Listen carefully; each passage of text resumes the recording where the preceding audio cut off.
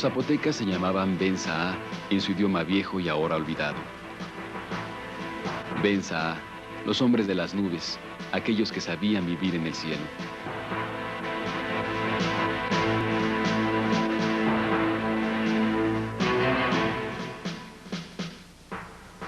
Las nubes siempre han sido para el hombre motivo de reflexión y de encuentros. Se pueden ver o adivinar caras, animales, danzas. Afectan el ánimo, presagian acontecimientos buenos y alegres o transitan llenas de dolor, catástrofes y muerte. Nos hablan del movimiento celeste, nos hacen pensar que los dioses existen porque se mueven, porque son infinitas, porque tienen 1000 colores y millones de formas siempre nuevas, porque son inalcanzables e incomprensibles para aquel que tiene sentimientos y tiempo de voltear a verlas.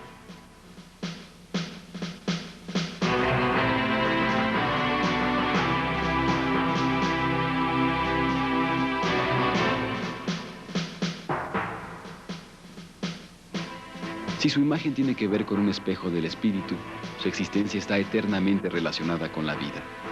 A fin de cuentas, las nubes son ríos que mágicamente vuelan y que cuando quieren, dejan caer el líquido que fertiliza a la tierra para dar vida. También son las nubes padres de los rayos, símbolos de la libertad, de la esperanza y habitantes del cielo.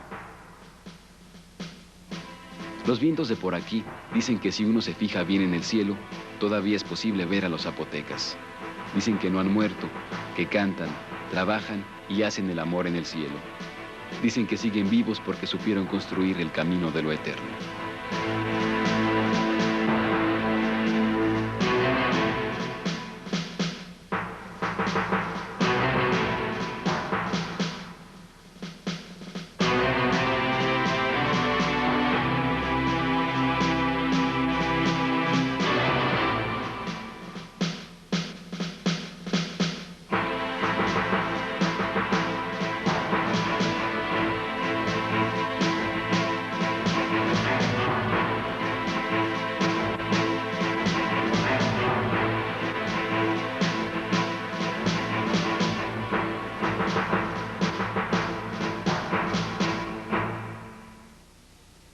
El Valle de Oaxaca tiene alrededor de 95 kilómetros de largo por 25 de ancho y se encuentra aproximadamente a 1500 metros sobre el nivel del mar.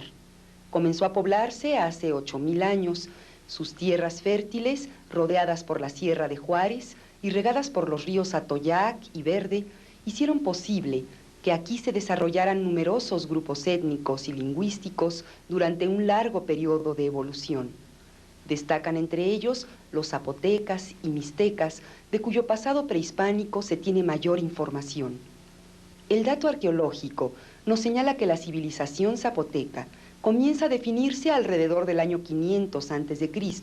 y por otro lado, la leyenda nos cuenta que los zapotecas fueron los habitantes originales del Valle de Oaxaca y que nacieron de las rocas o eran descendientes de animales salvajes como jaguares y ocelotes. Monte Albán es sin duda la ciudad más importante de la región. Está situada en la cumbre de una montaña de aproximadamente 400 metros de altura. El nombre original de la ciudad se desconoce. El que hoy posee data de la época de la colonia. Sin embargo, el doctor Ignacio Bernal nos dice que tal vez la montaña se llamaba originalmente Cerro del Jaguar.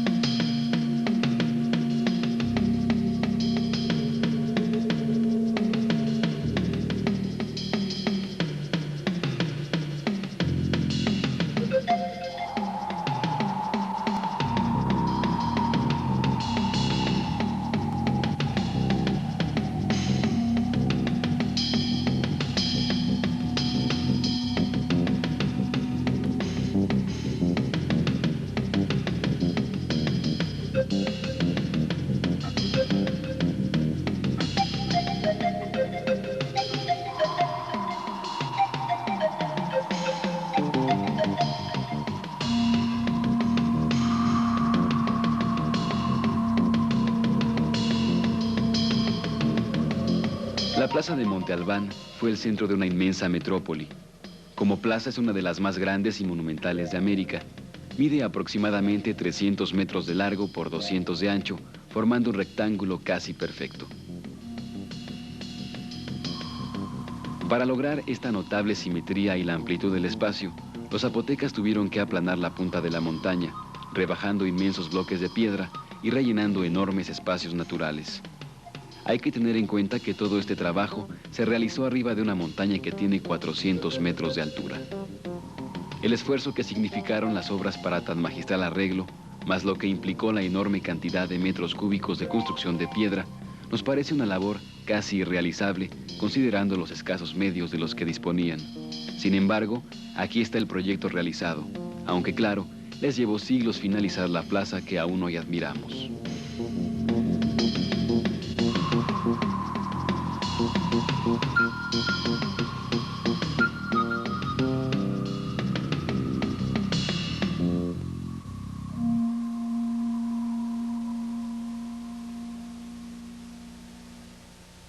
Desde el año 500 antes de nuestra era, vemos ya una presencia en Monte Albán. La influencia olmeca que se va a dar en varios sitios de Mesoamérica, aquí también va a estar presente. Es precisamente en el edificio que está a mis espaldas, en donde vemos que se empieza a construir y a planificar lo que va a ser la gran plaza ceremonial de Monte Albán. Este edificio es uno de los primeros que se construye, y para ese momento debió haber ya una organización social que permitiera precisamente mano de obra suficiente para nivelar la parte alta del cerro en que se encuentra Monte Albán.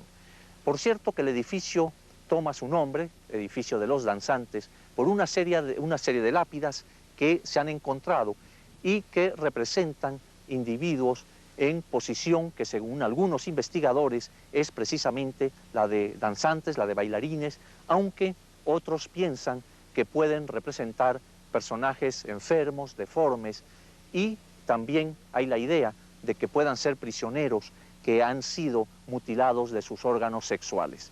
Sea como sea, la verdad es que en el rostro de estas figuras podemos ver precisamente esa influencia olmeca tan temprana en Monte Albán.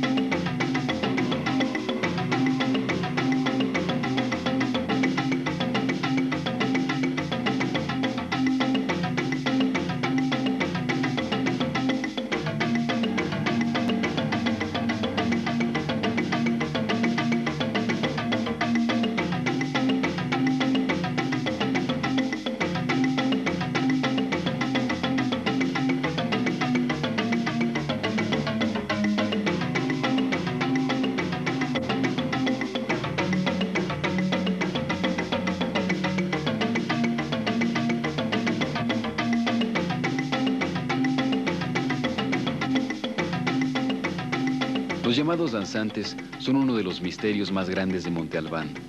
Lo que no es un misterio es que se trata de obras que realizaron sus pobladores más antiguos y que sorprenden por el fantástico movimiento que los escultores le supieron dar a sus imágenes.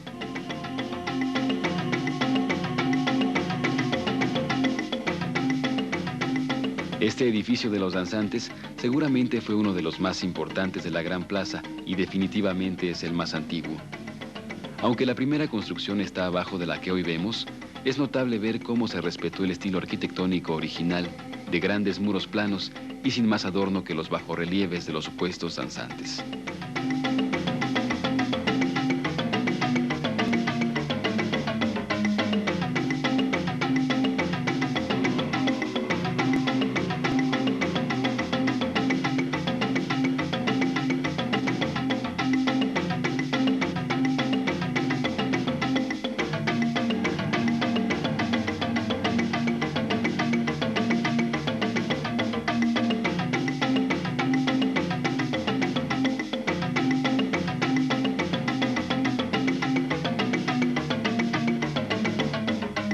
Parecería como si todo el edificio nos hablara del origen de los zapotecas.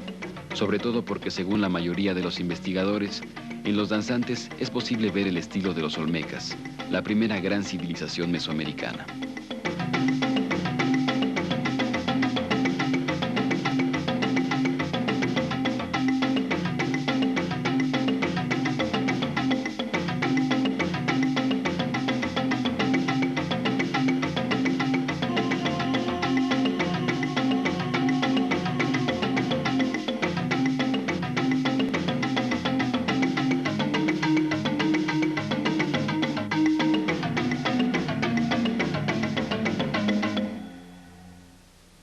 La historia de los descubrimientos arqueológicos en Monte Albán comienza a fines del periodo colonial, cuando en el año de 1806, Guillermo Dupé, comisionado por el rey de España, visita la ciudad para realizar las primeras excavaciones. A partir de entonces, fueron muchos los visitantes que dejaron huella de su paso por el lugar, en dibujos, planos y escritos. Fue hasta fines del siglo XIX cuando algunos estudiosos comienzan a interesarse por la antigua ciudad. Este fue el caso de Abraham Castellanos, Francisco Belmar, Fernando Sologuren y Manuel Martínez Gracida. Todos ellos vivían en la ciudad de Oaxaca y aprovechaban los domingos para ir de día de campo a Monte Albán y realizar románticas excavaciones en el punto denominado por ellos Danza de Moctezuma y que hoy conocemos como Edificio de los Danzantes. Fue sino hasta los años 30 cuando el notable arqueólogo Alfonso Caso comenzó a realizar excavaciones serias y científicas en el sitio. Al lado de Caso destacan Ignacio Bernal y Jorge R. Acosta. Correspondió a este grupo de notables mexicanos dar a conocer la zona arqueológica de Monte Albán. Hasta que don Alfonso Caso llegó a Oaxaca, el pasado prehispánico de la región era poco menos que una leyenda. Primero estudió los documentos escritos en piedra, pero se dio cuenta de que no podía averiguar a qué época correspondían ni cuáles eran contemporáneos. Por ese motivo decidió explorar Monte Albán.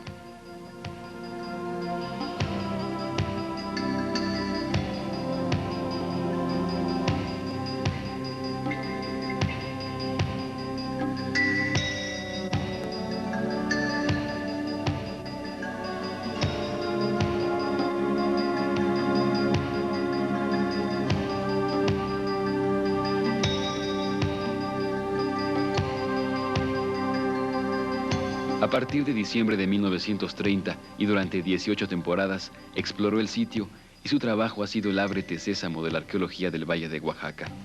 Más de 500 monumentos escultóricos o con inscripciones jeroglíficas se descubren.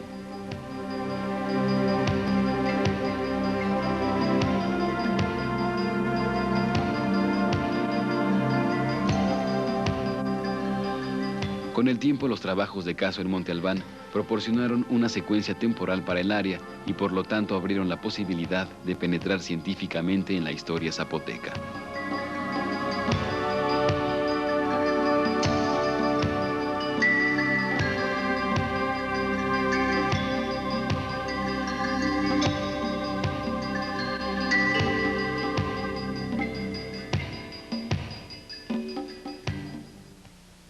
Uno de los edificios más interesantes de Monte Albán es el del juego de pelota.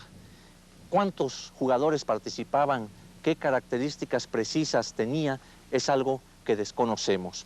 Sin embargo, aquí en el Valle de Oaxaca tenemos la presencia de una serie de elementos que se asocian al juego. Por ejemplo, en Dainzú se han encontrado lápidas en las que se puede ver personajes, jugadores, ataviados con guanteletes, con protectores, pero también con máscaras que les protegen el rostro. Sobre el simbolismo también conocemos algo. Sabemos que tenía una relación con esa lucha constante de la noche y el día. En fin, que todos estos elementos míticos se unían en lo que era la presencia del juego de pelota.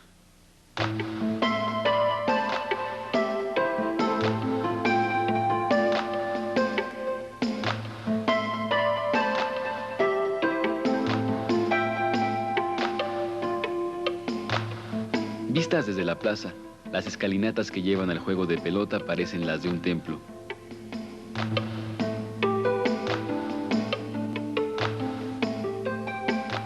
En este monolito se representa aparentemente un grillo o chapulín.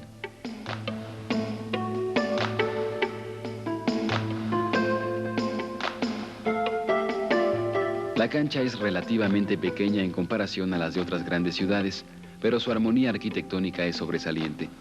No tiene anillos en las paredes laterales y, según parece, la pelota se botaba en el centro para dar principio al juego, como sigue ocurriendo en nuestra época en el llamado juego de pelota mixteco.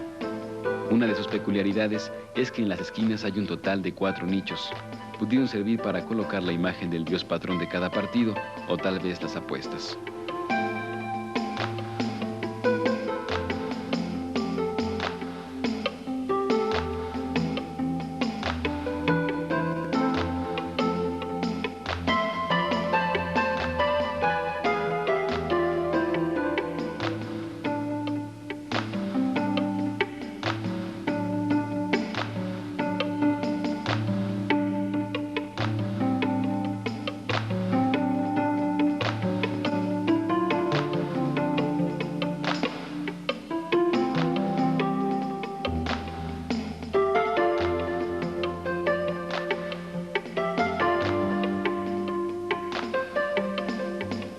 De pronto, en medio de los pasillos, encontramos una piedra que nos muestra a un jugador.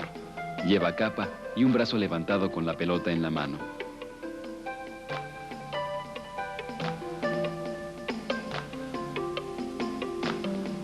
Este está de espaldas. En la mano de abajo tiene la pelota. Esta es la máscara que los defendía del golpe de la bola. Este otro también está protegido con su máscara y tiene las piernas hacia arriba.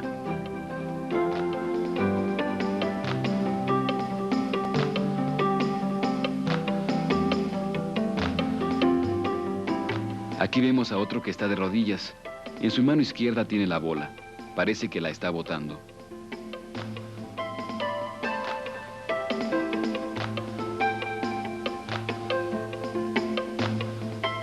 De nuevo apreciamos la máscara y el jugador con la mano arriba y las piernas abiertas.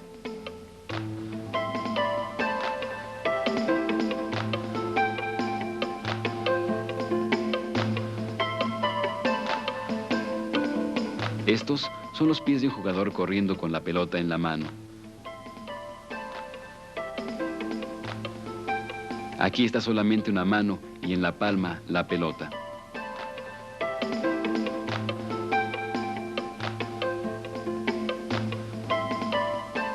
Vemos la representación del que podría ser uno de los 4 dioses del juego. No hay que olvidar que este deporte tenía una gran importancia religiosa.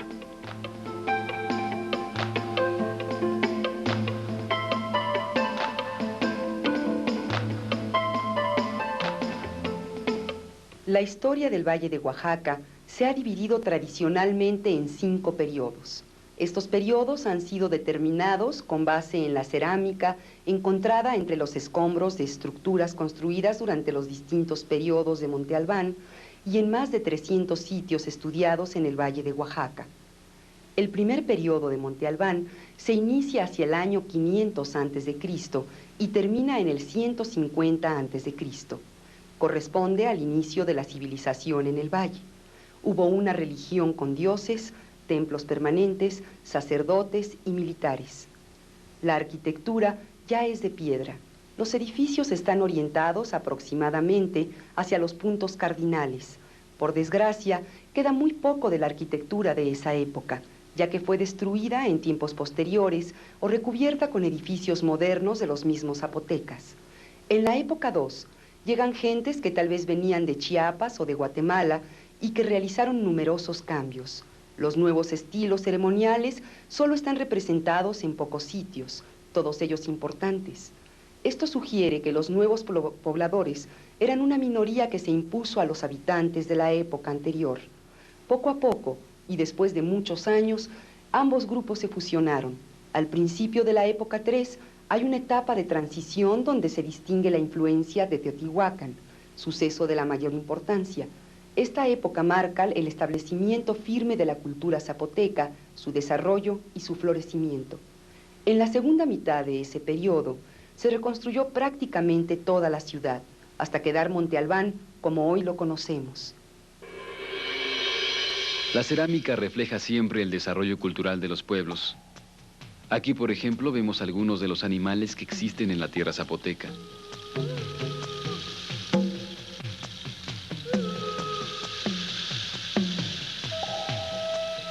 Los recipientes nos dan una idea de la vida cotidiana.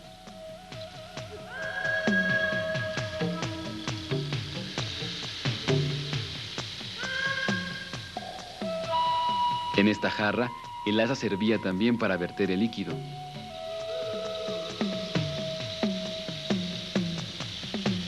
Este es un incensario con motivos humanos en las extremidades.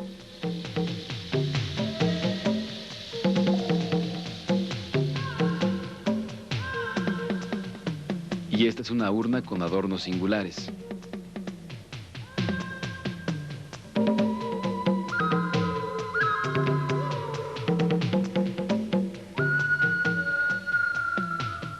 Vemos ahora la representación de una columna vertebral que tal vez sirviera como base de un recipiente.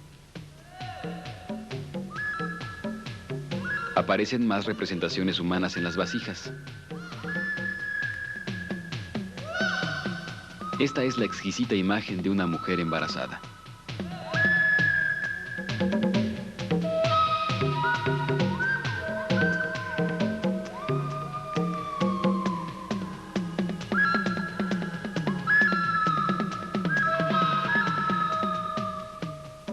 El movimiento, los peinados y la ropa de los zapotecos se nos revelan en estas figurillas con fidelidad. Obviamente, la muerte en la cultura zapoteca siempre está presente.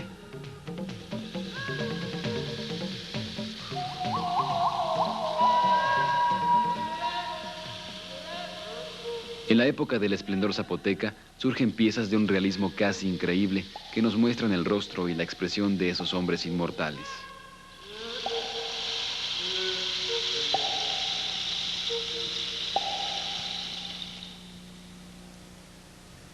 Uno de los elementos arquitectónicos típicos y característicos de Monte Albán lo constituye el llamado doble escapulario.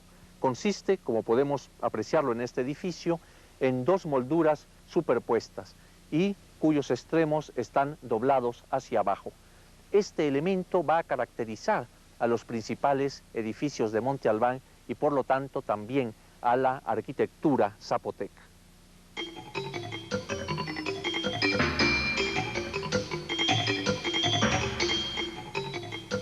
En el lado suroeste de la Gran Plaza se encuentra el edificio conocido como la estructura M.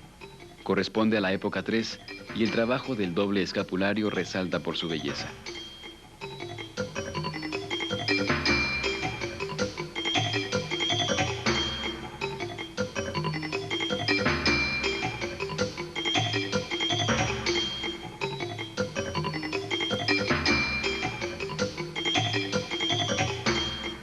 Del otro lado de la plaza, en el lado noroeste, está el enorme templo conocido como Sistema 4. Notamos la bella armonía de la pirámide principal.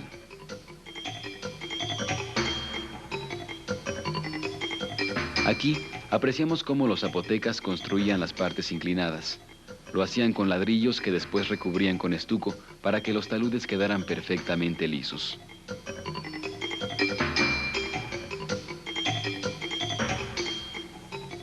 A este edificio se le conoce como el Palacio y se encuentra ubicado en el sureste de la plaza. La escalinata remata en una puerta relativamente pequeña. Un pasillo desemboca en el patio central y en este confluyen 13 habitaciones.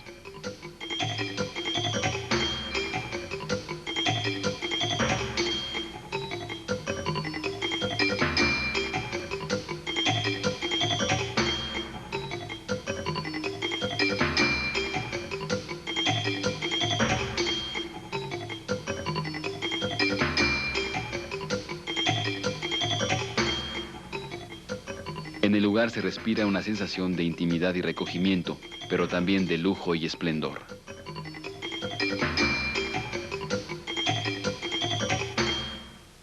El edificio J es uno de los edificios más interesantes de Monte Albán.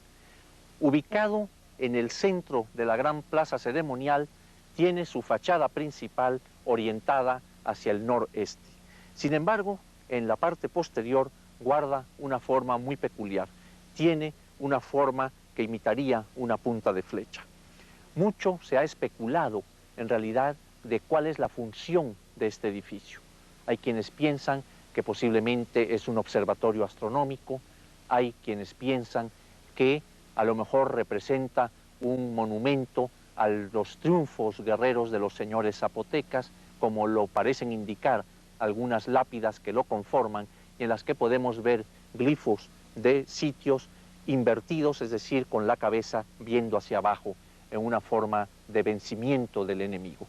Sea como sea, la verdad es que la constitución social, la organización social zapoteca era muy compleja y el sacerdote jugaba un papel preponderante con la observación del movimiento de los astros, con el control calendárico, en fin, con el conocimiento, pero también el guerrero llegó a tener un control de los valles circundantes. Notable en el espacio arquitectónico de Monte Albán es el hecho de que al centro de la plaza se localizan 4 grandes basamentos sobre el mismo eje.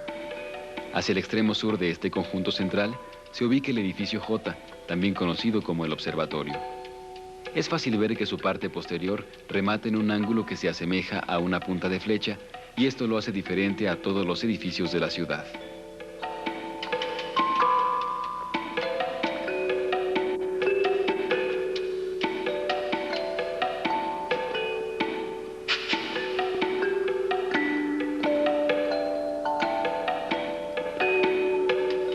Su fachada conserva el estilo común de Monte Albán, pero su orientación es única.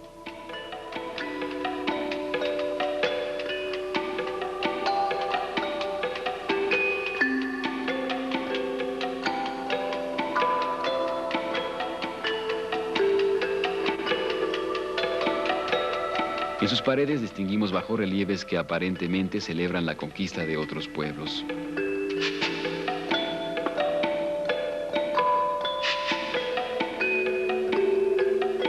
Se ha dicho que la cámara interior, en parte sin techo, sirvió para observaciones astronómicas, pero esto no está plenamente demostrado.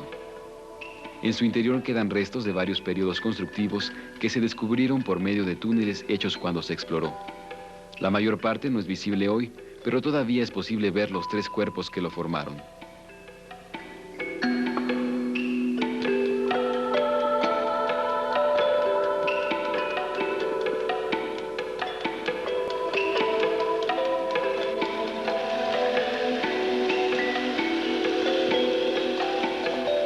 Separados del edificio J, pero también en el eje central de la plaza, están unidos los templos I, H y G.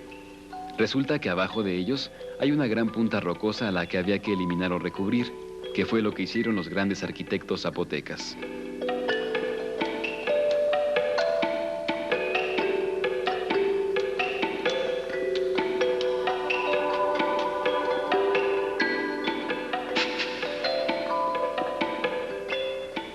Estos edificios son en realidad un inmenso adoratorio como es tan característico en la época clásica de Oaxaca.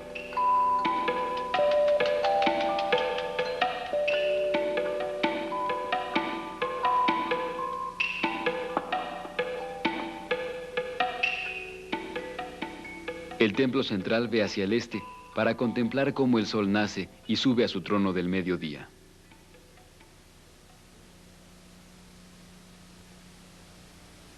Uno de los aspectos en que destacaron los zapotecas de Monte Albán fue precisamente la arquitectura, y de ella tenemos buenos ejemplos en la gran plaza ceremonial.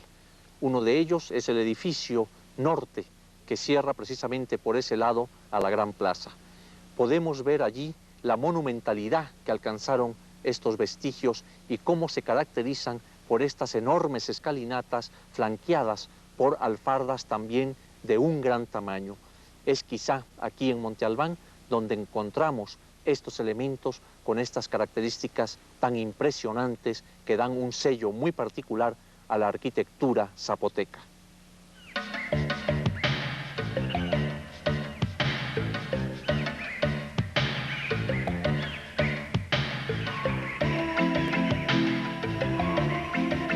En la parte norte de la plaza se levanta el conjunto más imponente y majestuoso de Monte Albán.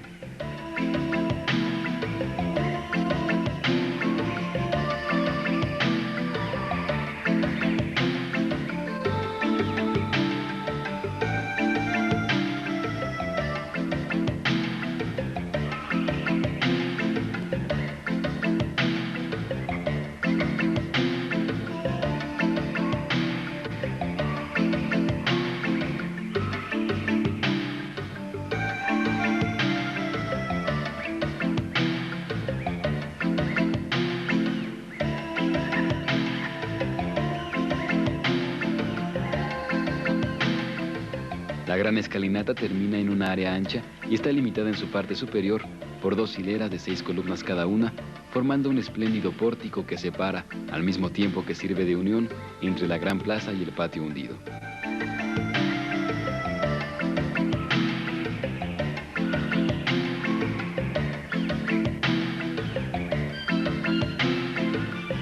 Hay que tomar en cuenta que hoy ya no existen los templos que coronaban las pirámides. Sus techos planos estaban sostenidos por vigas de madera que no soportaron el paso de los siglos. Solo quedan pedazos de los muros que los sostenían. Es sorprendente saber que en sus días de gloria, todo el exterior estuvo recubierto con una gruesa capa de estuco, pintada por lo general de rojo vivo.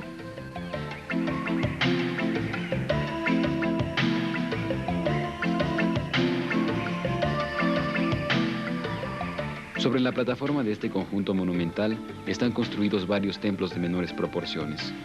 Este edificio de edificios podría ser en sí mismo una pequeña ciudad.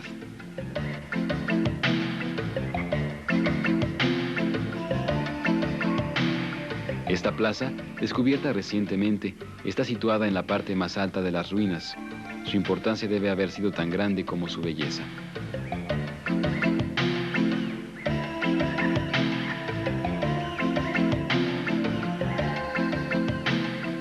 Una sensación nace de estas maravillosas edificaciones, y es la de que los hombres que construyeron Monte Albán conocían el lenguaje de los dioses. Uno de los principales dioses del panteón zapoteca era Cosijo, dios de la lluvia y por ende con todo lo relacionado con la agricultura. No debemos olvidar que los habitantes de estos valles se dedicaron fundamentalmente a la producción agrícola. De allí que el culto a este dios se vea presente en la cerámica, en rituales, en fin, en 1000 formas expresado. Por eso no nos extraña que los zapotecos fueran el pueblo de las nubes y Cosijo su dios.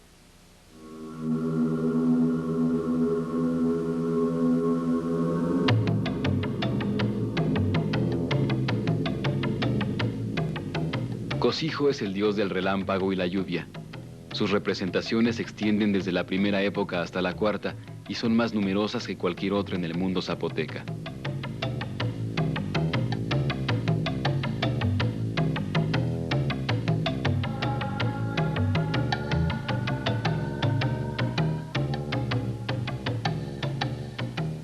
Presidía los rumbos cardinales, que entre los zapotecas eran 5: norte, sur, este, oeste y cenit.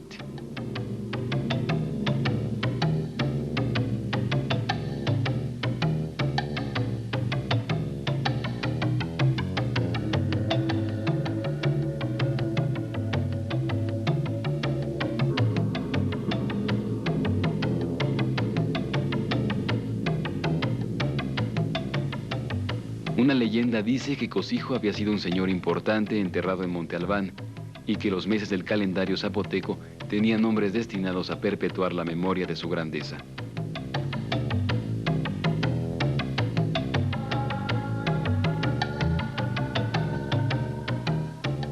El nombre de Cosijo significa rayo o linaje. También es el dios del calendario, pero sobre todo era el patrono de los zapotecas.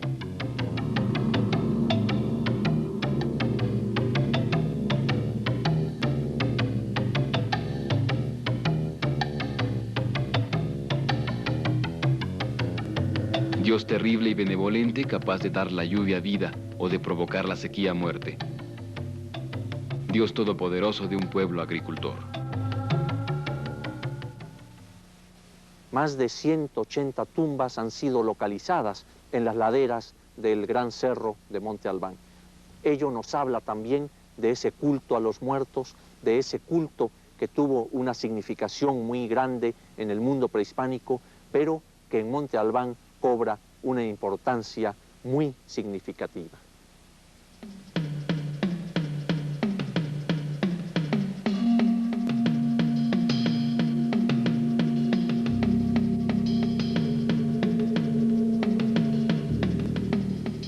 En Monte Albán se han excavado casi 200 tumbas y nadie duda que si se continuara excavando se encontrarían muchísimas más.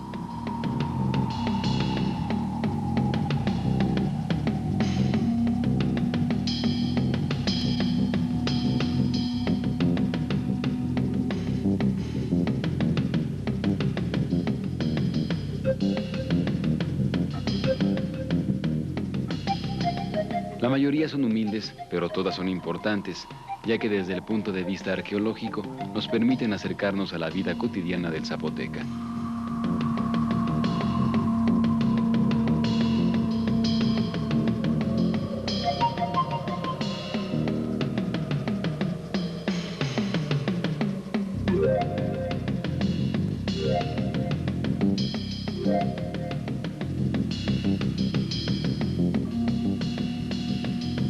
Aquí no hay casa sin tumba, no hay palacio ni templo sin sepulcro. Aquí la vida y la muerte se abrazaron con cariño, como la mujer y el hombre, como el padre y el hijo. Desde el punto de vista occidental, Monte Albán podría parecer un inmenso cementerio. Sin embargo, el hecho de que algunos investigadores aseguren recientemente que los zapotecas construían primero sus tumbas y sobre ellas sus casas, sus templos o sus palacios, nos permite pensar que tal vez lo que ellos querían es que sus familiares no se fueran de la morada que habían tenido en vida. Parecería que la idea de aquellos hombres fue la de seguir cerca del padre, de la madre, del abuelo y del ancestro, en vez de abandonarlos en un lugar lejano y tenebroso como un panteón. Más que estar cerca de la muerte, estaban cerca de los recuerdos y de las personas que les habían dado la vida.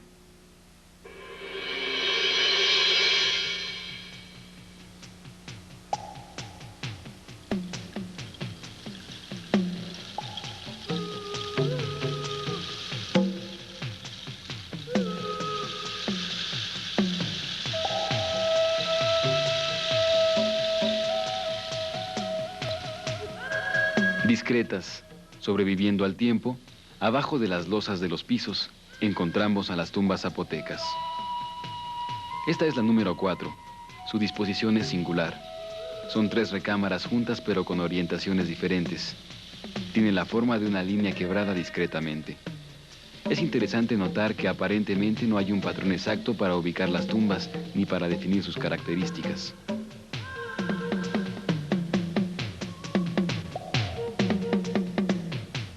En medio del patio de este templo se encontró el acceso a una de las tumbas más importantes de Monte Albán. Se trata de la conocida como 104.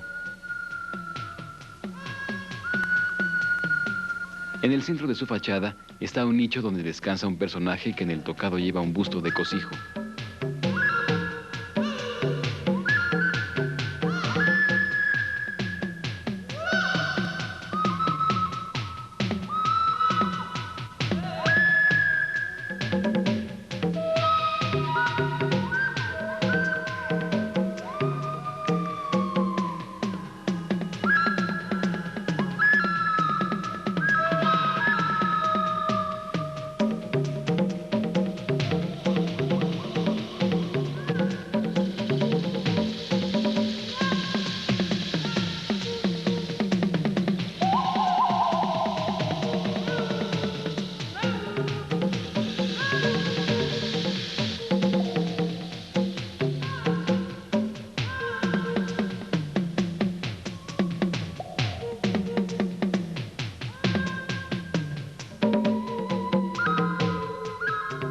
Este enorme bloque de piedra cubría la entrada de la tumba.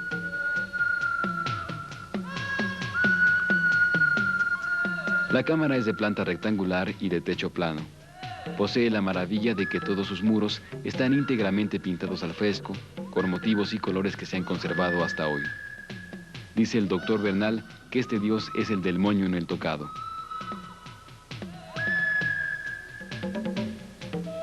En las paredes laterales están representados personajes importantes, ricamente ataviados.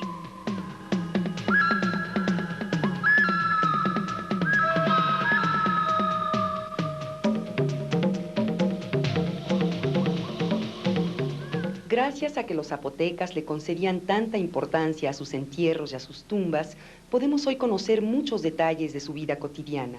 En las tumbas se han encontrado y seguramente continuarán apareciendo pinturas exquisitas, cerámica impresionante por su belleza, esculturas y estelas de gran calidad y significado, una arquitectura singular y creativa, y últimamente fueron rescatados esqueletos que nos muestran un ejemplo de sus prácticas médicas. Se trata de la trepanación. La trepanación es, para decirlo de manera sencilla, una operación en la que se perfora la parte superior del cráneo. No se sabe con qué fin se hacía, pero la perfección de la cirugía, la cantidad de operaciones en un mismo individuo y el hecho de que algunos pacientes hayan sobrevivido a las primeras intervenciones nos hablan de una habilidad quirúrgica asombrosa. En el patio de una casa fueron encontradas las tumbas de 5 individuos que presentaban huellas de haber sido trepanados.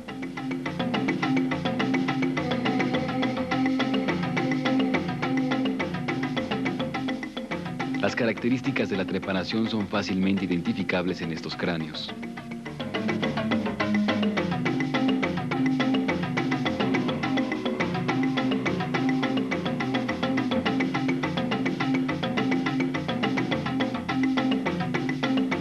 Este es el cráneo encontrado y estudiado en 1991.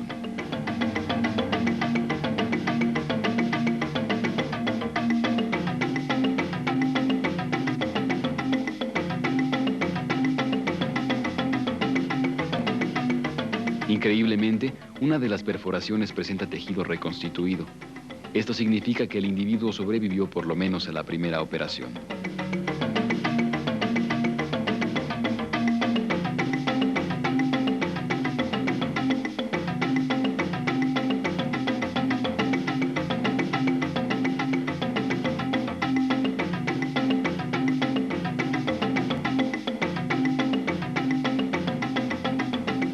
Los zapotecas fueron artesanos maravillosos, acostumbrados a darle vida a la piedra y al barro.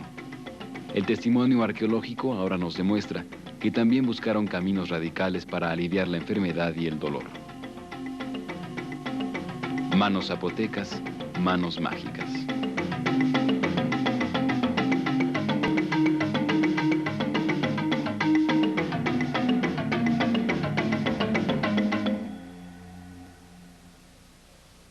La ciudad arqueológica de Huijazó se encuentra ubicada en la parte noroccidental de los valles centrales de Oaxaca.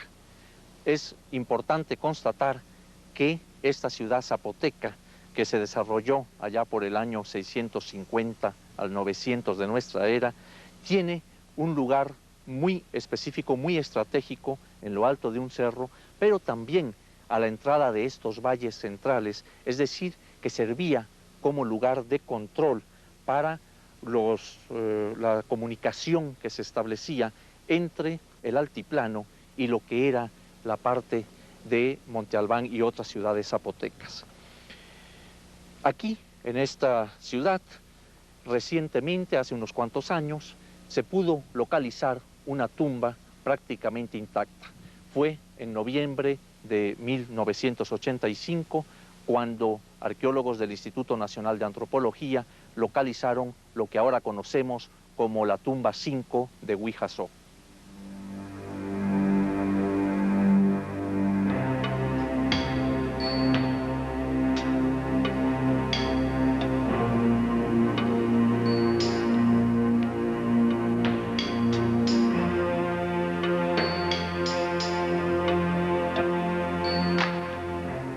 Estamos en la entrada de la tumba número 5 de Huijazó. Lo primero que llama nuestra atención es la fachada de la misma. Podemos observar una figura muy interesante que en realidad es la mezcla de dos animales, una serpiente y un jaguar.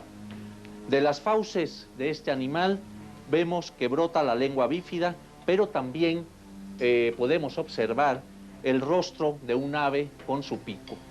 Por cierto, que el acceso a la tumba estaba cubierto por esta enorme piedra que podemos observar aquí. Al entrar a la tumba encontramos una pequeña antesala y después pasamos a la antecámara propiamente dicha. Aquí vemos una de las características de la tumba de Huijazó, como es la pintura mural que la está decorando. Aquí podemos observar, por ejemplo, un personaje femenino que trae una bolsa en su mano y también podemos ver que la vírgula de la palabra o del canto surge de su boca. Un penacho muy elaborado la adorna, podemos observar largas plumas verdes y además tonos amarillos y rojos del tocado. Otra de las características de esta antecámara es precisamente los relieves que podemos ver en la entrada a la cámara mortuoria. Aquí vemos una parte de esta entrada en donde se pueden apreciar dos personajes que van de perfil caminando y que tienen su contraparte al otro lado de la puerta.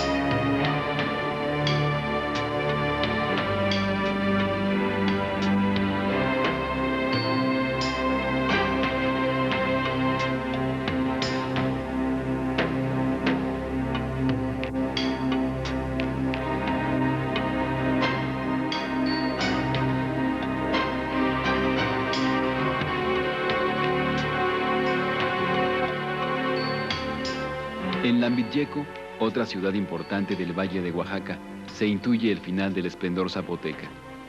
Algunos estudiosos piensan que aquí se muestra una especie de decadencia o deterioro en la artesanía. Sin embargo, la calidad de las esculturas en estuco es impresionante. Parecería que en cualquier momento los personajes van a revivir para contarnos sus viejas historias.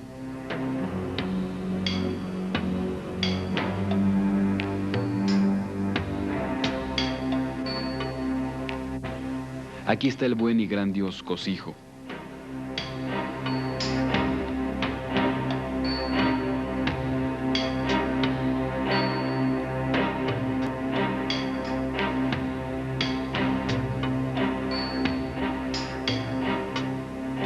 El tiempo lo ha respetado, pero también lo agredió, como a los zapotecas, que en el siglo VIII de nuestra era dejaron de ser los únicos señores de la región.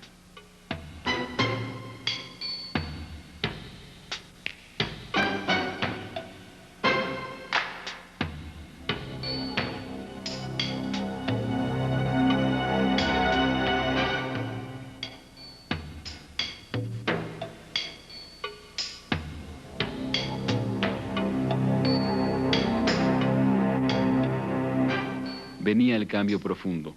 Lo anunciaban las nubes que llegaban de las montañas.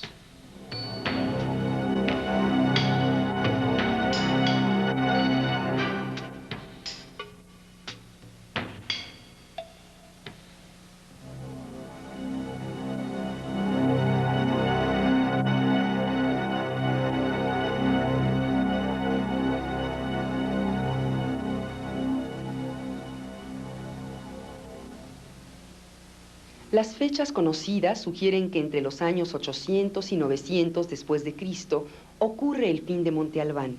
Esto no significa que la ciudad quede deshabitada. Implica únicamente que pierde su ascendencia y su papel preponderante y deja de ser en el pensamiento zapoteca el ombligo del mundo. Es entonces cuando aparecen en el valle de Oaxaca los mixtecas. Aquí es necesario detenerse un segundo para recordar que la historia de los mixtecas se remonta al año 1200 a.C. En las imponentes montañas de lo que hoy se conoce como Mixteca Alta, se gesta y desarrolla durante 2000 años esta cultura. Los mixtecas construyen ciudades importantes y crean un estilo artístico particularmente bello. Son artistas excepcionales que desarrollan su creatividad intelectual y su habilidad manual de una manera genial. Cuenta su leyenda que los dioses vivían en una peña altiva y que un día decidieron crear al río de los linajes. Hicieron surgir al río de las entrañas de la tierra y su torrente sirvió para fecundar y alimentar a dos frondosos árboles. De estos árboles sagrados nacieron los primeros caciques, varón y hembra, de cuya estirpe surgió la noble nación mixteca.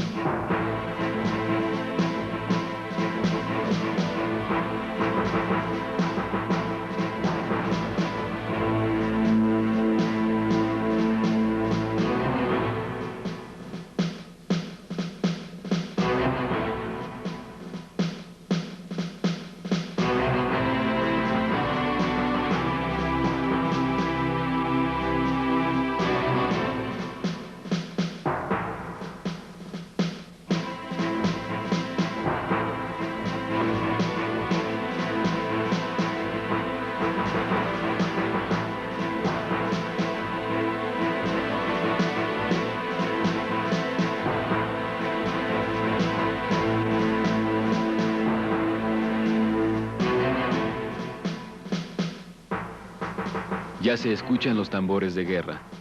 Los ancianos tiemblan, las mujeres corren a esconderse, los niños lloran.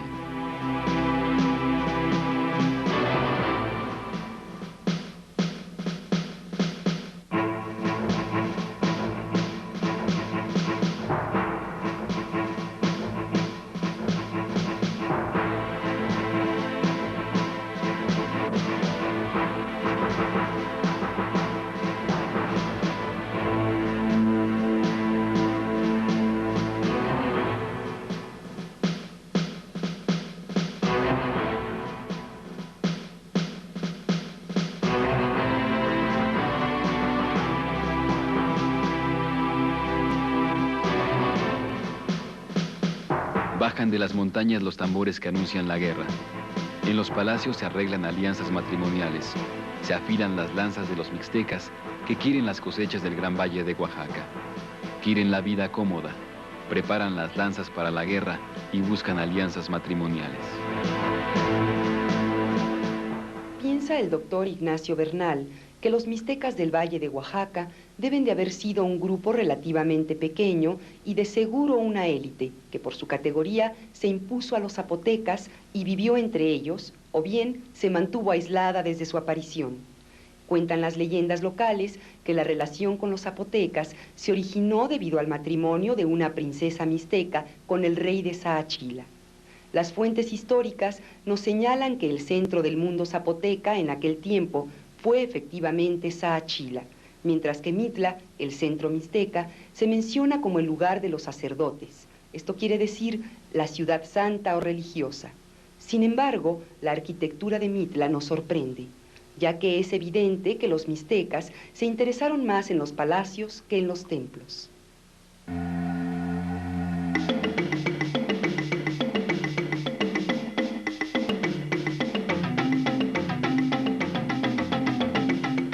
La ciudad de Mitla fue fundada por los zapotecas, pero alcanza su apogeo bajo el pleno dominio de los mixtecas.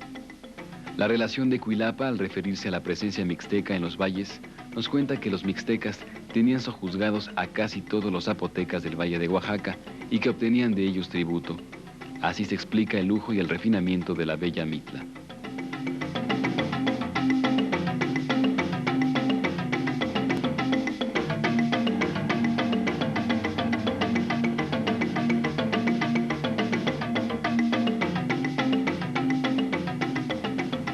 Al norte está el edificio más importante del conjunto.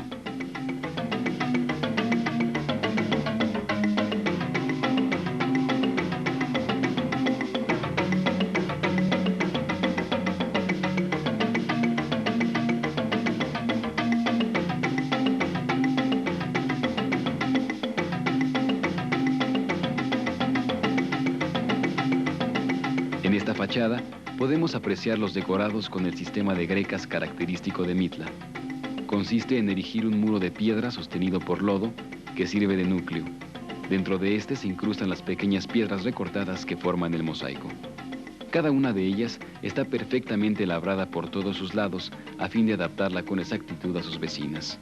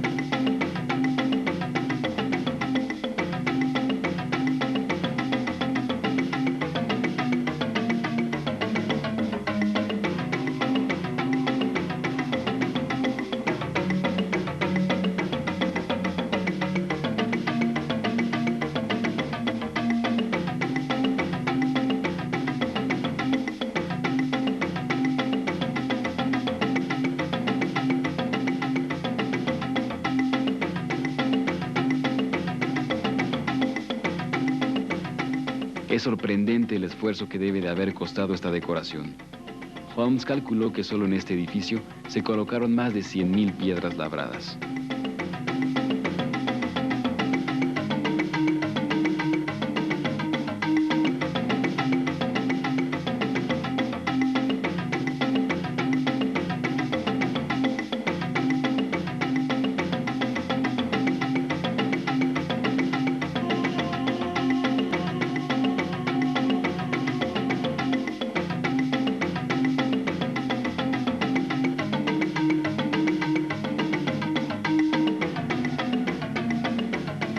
El historiador nos dice que los mixtecas se llamaban a sí mismos ñusubis, que en su idioma también quiere decir hombres de las nubes. Los mixtecas y los zapotecas, llamados así por los aztecas, se consideraban ambos hijos del trueno, del movimiento y de la lluvia.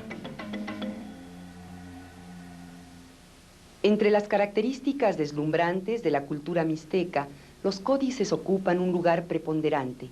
Además de su belleza, tienen un valor incalculable para interpretar y entender la historia antigua en sus fuentes originales. Están hechos en piel de venado, son unas tiras largas que llegan a medir de 12 a 14 metros de largo por 20 a 40 centímetros de ancho, que se doblan en forma de acordeón y que fueron recubiertas por una fina capa blanca sobre la cual aparecen las escenas y dibujos delimitados por líneas rojas, que dejan espacios señalando por dónde continúa la lectura que se efectúa de derecha a izquierda. Esta lectura se enriquecía con cantos orales, como nos lo informa el cronista Fray Bernardino de Sahagún. Se les enseñaba cuidadosamente los cantares, los que llamaban cantos divinos. Se valían para esto de las pinturas de los códices. Les enseñaban también la cuenta de los días, el libro de los sueños y el libro de los años.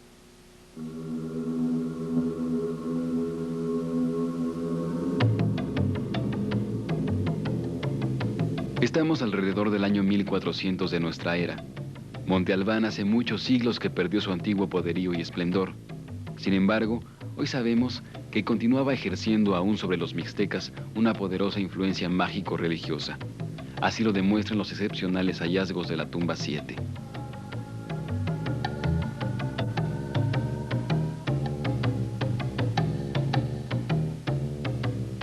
Sucede que la arqueología nos demuestra que los mixtecos reutilizaron la tumba 7, construida 7 siglos antes, y enterraron en ella a uno de sus compatriotas, poseedor de grandes riquezas.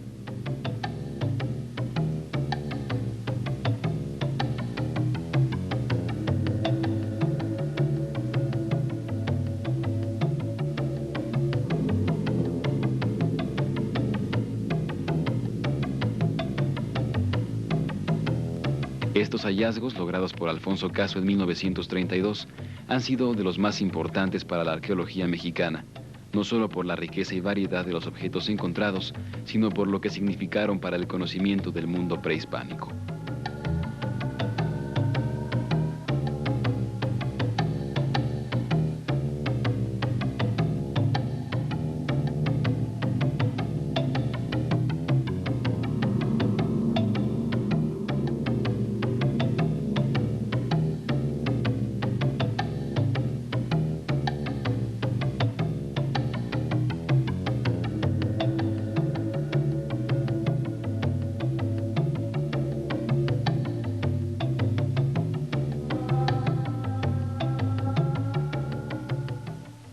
Varios siglos antes de que los españoles llegaran a estas tierras, ya en América se trabajaba el oro de una manera realmente impresionante. En países como Colombia, como Panamá, como algunos del área andina, fueron y son ejemplo del trabajo en la época prehispánica de este metal. A Mesoamérica vino procedente de aquellas regiones hacia los años 800 o 900 de nuestra era, pero hubo un pueblo mesoamericano que particularmente se distinguió en el trabajo del oro, de la orfebrería. Me refiero a los mixtecos de Oaxaca. Y precisamente aquí tenemos algunos ejemplos de lo que fue el trabajo en esa técnica de la cera perdida. Todas ellas proceden de la tumba 7 de Monte Albán. Y así podemos apreciar en un primer término este pectoral en el que vemos a un individuo semidescarnado.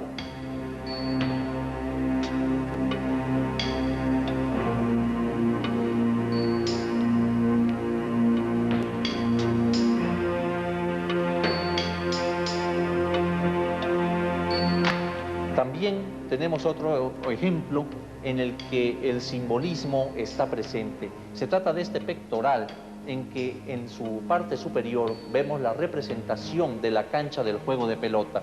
Es decir, se pueden ver a los dos contendientes y en medio un cráneo. Y no hay que olvidar que el cráneo está asociado al elemento de decapitación y este a su vez al juego de pelota mismo.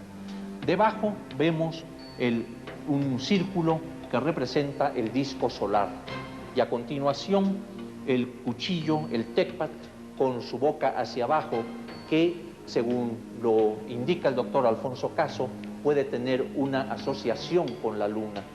A continuación, en otra pieza, podemos observar a Tlaltecutli, el señor de la tierra, quien está al comienzo del viaje hacia el Mictlán.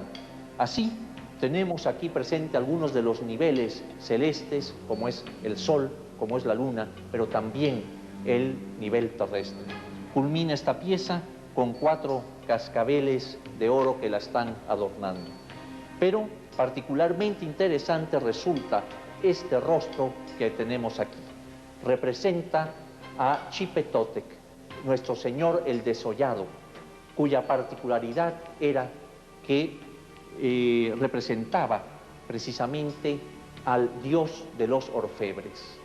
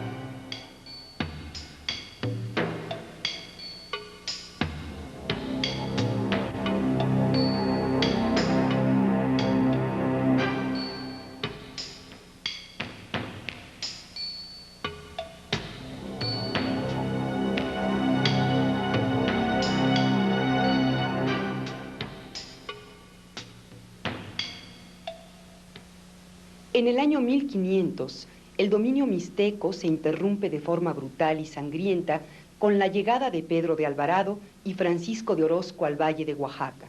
El choque salvaje que significó la conquista española no solo detuvo el proceso cultural propio de los mixtecas y zapotecas, sino que destruyó